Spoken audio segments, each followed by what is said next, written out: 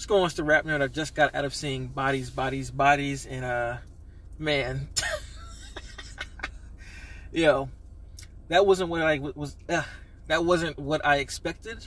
I'm tongue-tied just thinking about the movie, and but it's something I wasn't expecting in a good way. For those who don't know about the movie, this group of kids get together at one of their rich friends' house in like a mansion, and for a thunderstorm party, which is something where people like go to someone's house and they just pretty much party while it's storming outside. So while they're doing this, you know, everybody's on drugs and everybody's drinking and all this other stuff.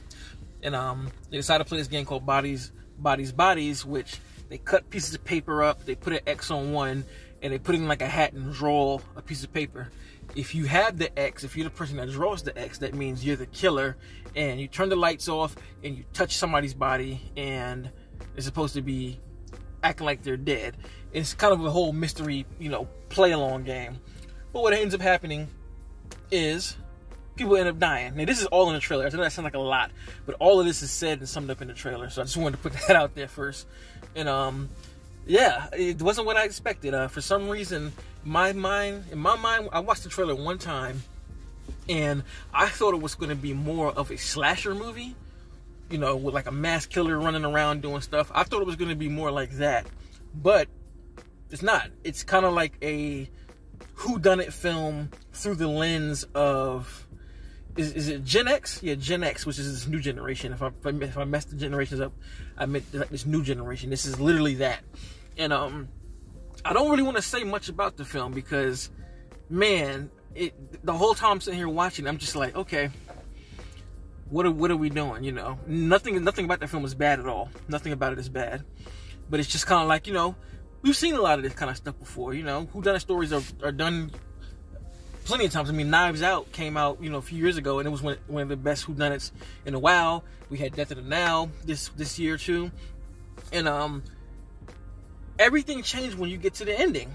Like at the end, it literally flips everything you just saw on its head, and it is extremely clever writing. Like, whoever wrote this, I need to look to see who wrote it, but this is clever as a motherfucker, man. Like, it's clever as hell.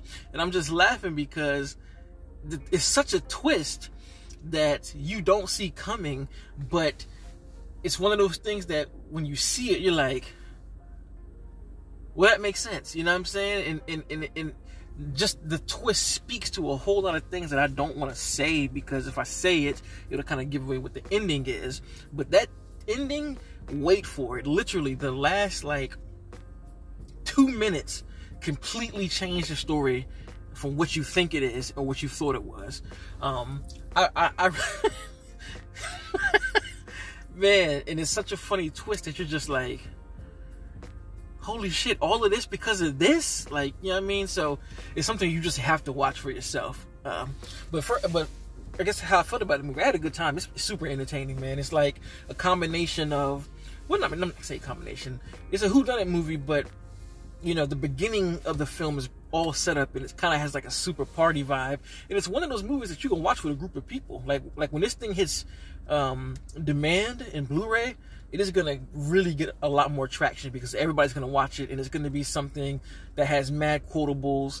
And again, it's a good time. You know, it's these kids who all drug induced, all drunk, walking around the house dark and trying to, you know, find the killer. And what makes it even, you know, better and puts it on another, in its own lane, is that, again, it's like a modern day whodunit story through the eyes of Gen X, excuse me.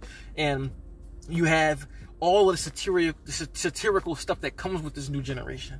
You know, everybody with the need to talk about their phones, everybody overexposing stuff. You start to see the many lines of friendship cross and get disconnected, and you find out that's a shitty person, they're a shitty person.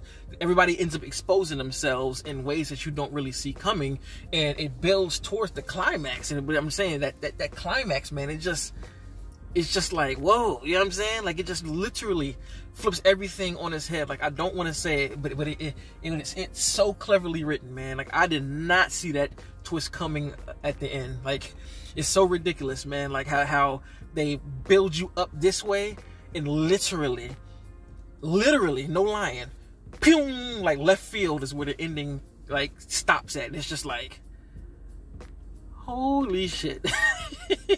And it's a funny movie too, man. Like it's hilarious. The funniest character, I forgot her name. What's her name? She has leather pants on. I know that. She has leather pants, and she was fucking hilarious the whole movie. The whole thing is funny.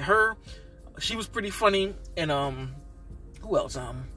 It's the girl with she has like puffs. I'm sorry if I'm forgetting the names. I literally just saw it, and I can't put the names together because they say each other's names a lot, and they mention, you know, names of characters even after they're dead, and there's some missing people and all this other stuff, and it's all these things thrown at you, but it just does such a good job of sewing it all together.